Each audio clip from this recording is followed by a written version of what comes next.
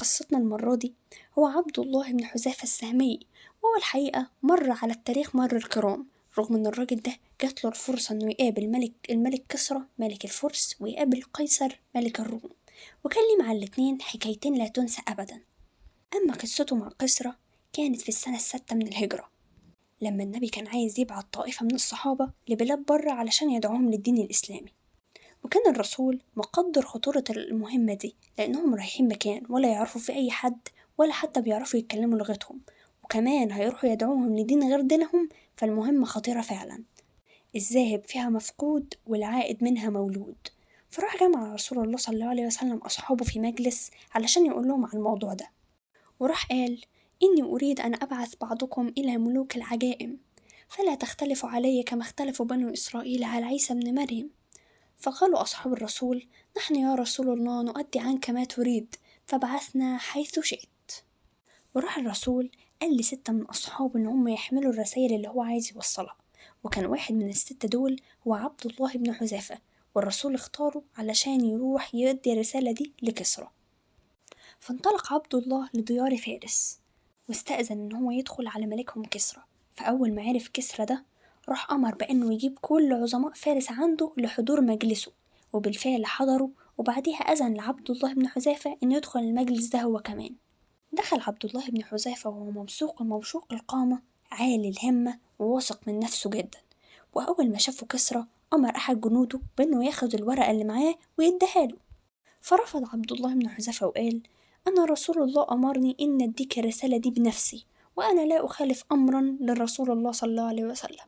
فقال له كسرى: ماشي، وراح أخذها منه. وأول ما فتحها لقى فيها الكلام الآتي: بسم الله الرحمن الرحيم، من محمد رسول الله إلى كسرى عظيم فارس، سلام على من اتبع الهدى. وأول بس ما سمع الكلام ده كسرى اتعصب جدا وما كملش حتى باقي الرسالة، وكان وشه محمر من كتر العصبية، بسبب طبعا إن الرسول هو اللي بدأ بالسلام. وكمان كسرى في الوقت ده كان شايف إن المسلمين دول مجموعة يعني معلش يعني من خدامه، مش يعني إزاي هو يبدأ بالسلام. فتعصب وكبرياء نعح عليه كده وقال إزاي هو يبدأ، وكانت عصبيته شديدة جدا لدرجة إن هو طرد عبد الله بن حذافة من المكان، وكمان راح مقطع الرسالة بتاعت رسول الله. ساعتها عبد الله بن حذافة كان مش عارف هما هيعملوا فيه ايه، دول هيقتلوه ولا هيخطفوه ولا هياخدوه ولا هيأسروه ولا يمشي ولا يعمل ايه، ما كانش فاهم. فساعتها راح لمم حاجته وانطلق راجع لرسول الله. فلما هدي كسرى من عصبيته راح أمر الجنود إن هم يجيبوا عبد الله بن حذافة تاني المجلس بتاعه، وطبعا قعدوا يدوروا عليه ملقوهوش، لأن عبد الله بن حذافة ساعتها كان خلاص لم حاجته وانطلق لرسول الله. فلما عبد الله بن حذافة راح لرسول الله صلى الله عليه وسلم حكى له على كل حاجة، وقال له ده قطع الورقة وعمل كده وعمل كذا وتعصب وكذا. فراح رسول الله قال: مزق الله ملكه، زي ما مزق الورقة بتاعته ربنا هيمزق ملكه ده مش هيبقى ملكه. أما كسرى بقى فراح كاتب لك لنائب عنده اسمه باهزان. الراجل ده راح كتب له وراح قال له: هات رجلين من عندك يكونوا قويين ووديهم لرسول الله، وأمره إن هو يجي يقابلني أنا اللي هو يقابل كسرى. يعني هو قصده إن الرجلين دول يروحوا لرسول الله ويجيبوا رسول الله عشان يقابل كسرى.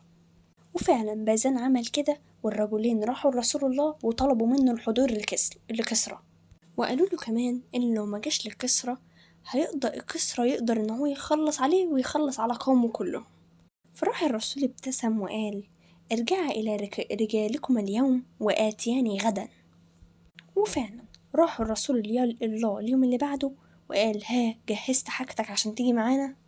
فقال لهم الرسول: لن تلقيا كسرى بعد اليوم، فقد قتله الله حيث سلط عليه ابنه شروي في ليلة كذا من شهر كذا. فحدق فيه الرجلين وقالوا هما مستغربين: هو انت عارف انت بتقول ايه؟ نقول الكلام ده لبازان؟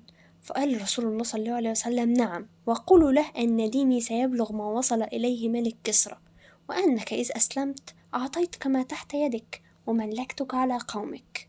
وفعلا راح الرجلين لبازان وقالوا له على الخبر اللي قال رسول الله عنه، وقال: والله لو ده حصل بقى فعلا ده معناه إن رسول الله فعلا ده رسول، ولو ما حصلش يبقى في حاجة تانية.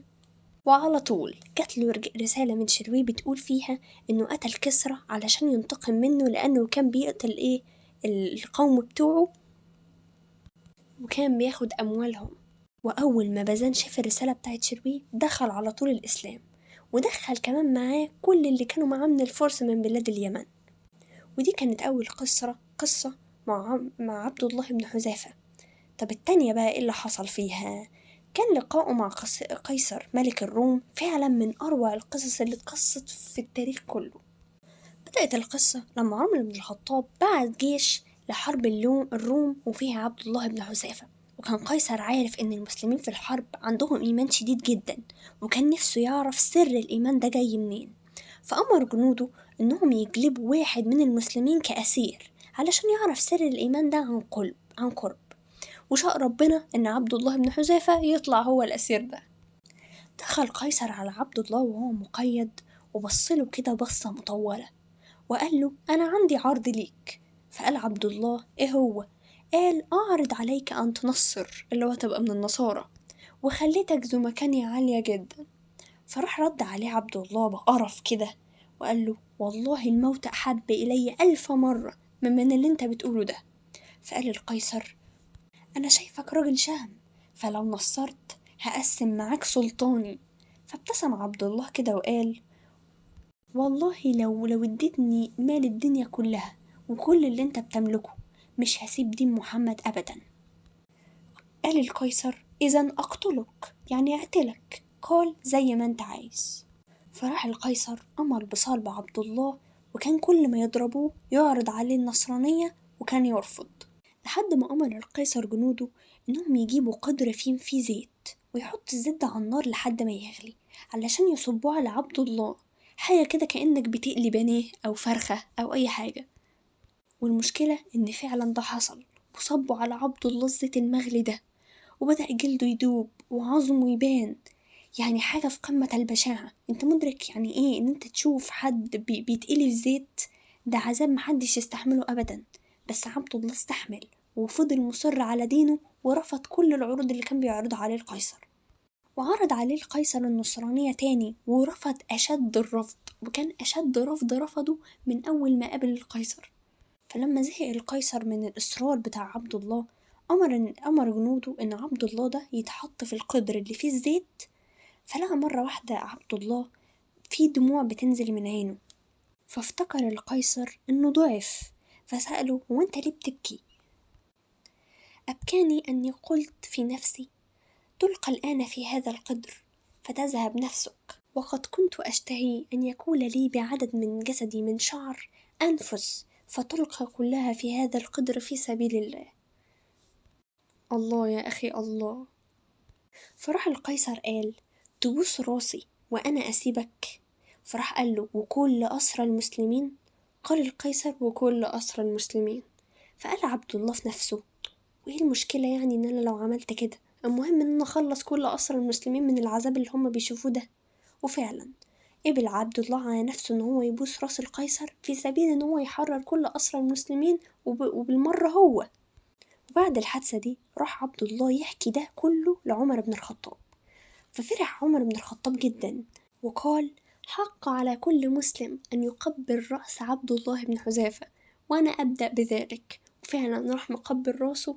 فبارك الله في عبد الله إنه فعلا استحمل حاجات ما كانش في حد يستحملها، كل ده في سبيل دينه وفي سبيل إن هو ينصر الدين بتاعه. بس كده خلصت الحدوتة.